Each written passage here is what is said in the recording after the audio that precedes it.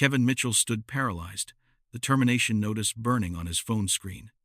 His entire world, built on 5 years of prejudice and manufactured exclusivity, had been vaporized in less than 5 minutes.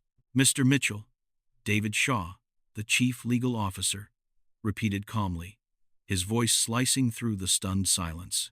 "Your severance package details have been emailed to your private account.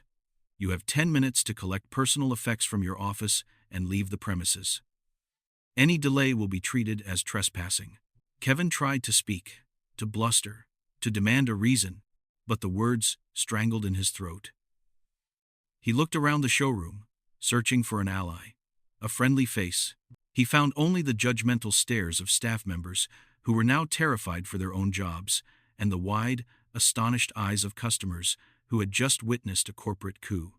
Just then, the glass entrance doors swished open, and the crowd collectively inhaled. Olivia Brooks walked back into the showroom. She was still wearing the faded gray tee, worn jeans, and scuffed sneakers. But the subtle difference in her posture was palpable. The tentative air of the unfit customer was gone, replaced by the unmistakable, chilling authority of an owner.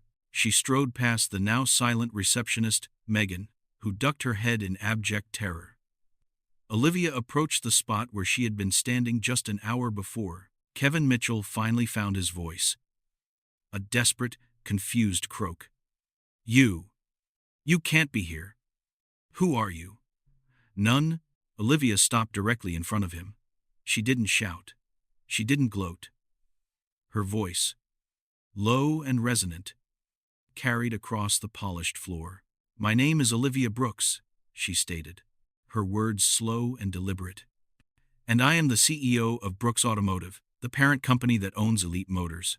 The realization hit Kevin with the force of a physical blow. He stumbled backward, the color draining entirely from his face.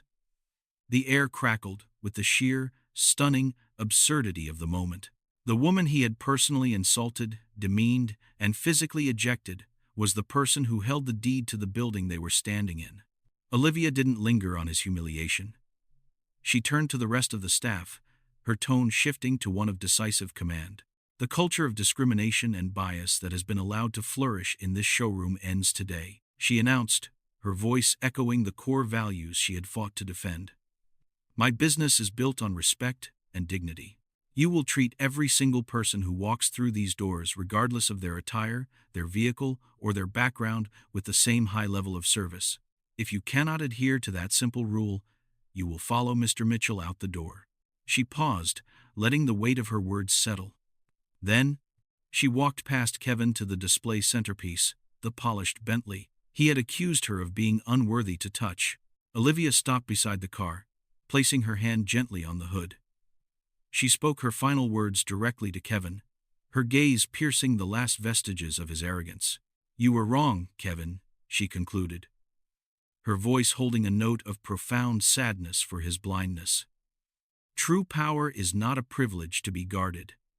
It is a responsibility to uphold respect. That is the lesson you needed to learn." David Shaw stepped forward, placing a hand firmly on Kevin's shoulder, signaling the end of the scene.